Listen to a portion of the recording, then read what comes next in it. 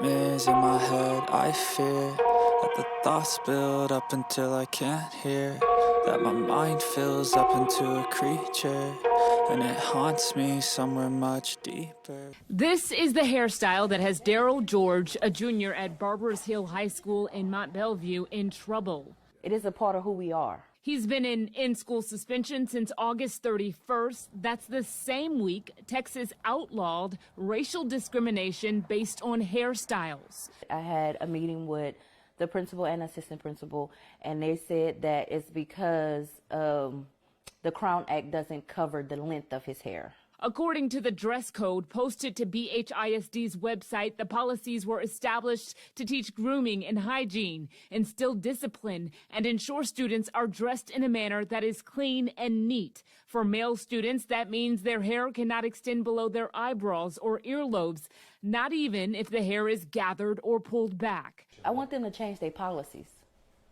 I want them to stop being discriminatory against black and brown kids. Not just mine, but any other black and brown kid. Darisha George says her son has not worn his hair down since school started in mid-August. I'm trying to figure out how he's getting violated when y'all never seen his hair let down. How do y'all know it's below his eyebrows? This is her son's first year at the school. The family just moved to the area, and the hair problems are not just causing them headaches, it's impacting Daryl's entire high school experience. His grades are failing, like they're going down drastically. He's not getting a proper education. He's not getting the proper instructions. I'd like to go back to class and do what I need to do to get my education. Basically, this is shithole Texas, and I'm not surprised, Texas, Florida, there's a couple of more that are toxic dumping grounds. Now, this young man's hair, there is nothing wrong with his hair. It doesn't violate even the code that they have, which is stupid. I don't understand how hair impedes or distracts from education. It doesn't. Like I said, these are the discriminatory practices that they engage in. And the long hair, I know somebody's going to be talking about, well, colorless males have long hair. Look, do not start that BS, because you haven't had to have a Crown Act, so people will not discriminate against the hair that grows out of your skull. And this is the hair that grows out of his skull. And to have it in braids, to have it in locks is very healthy for our hair. It helps our hair tremendously.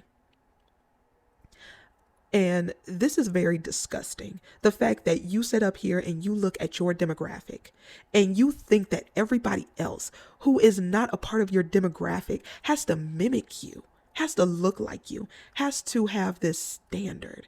I don't think anybody should have their hair looked at, or there should be a policy about hair, because it doesn't effing matter. It doesn't matter in you doing your job. If you're cooking and you have a hairnet, that's understandable. Other than that, styles of hair, length of hair, unless you are working in machinery or where your hair could get caught, there are understandable reasons, but school is not one of them. They are messing with black people. They are picking on people that are different than them. And they are trying to keep this stronghold on colorless hegemony as it slips away from them quickly. There's nothing wrong with his hair.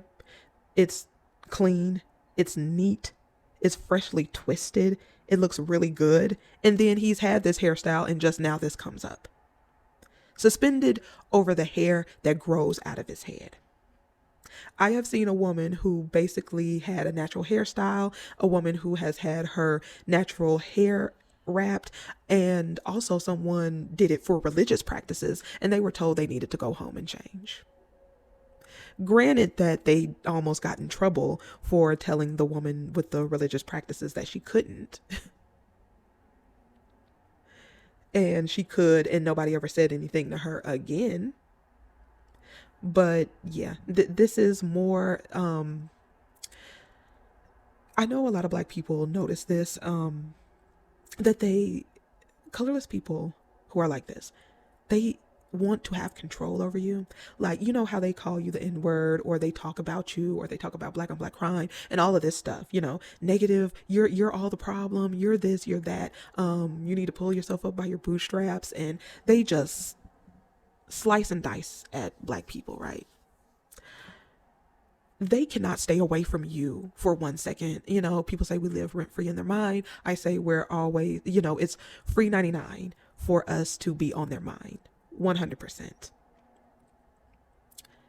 And it's weirdo behavior. It's giving mentally off, not mentally ill, but mentally off.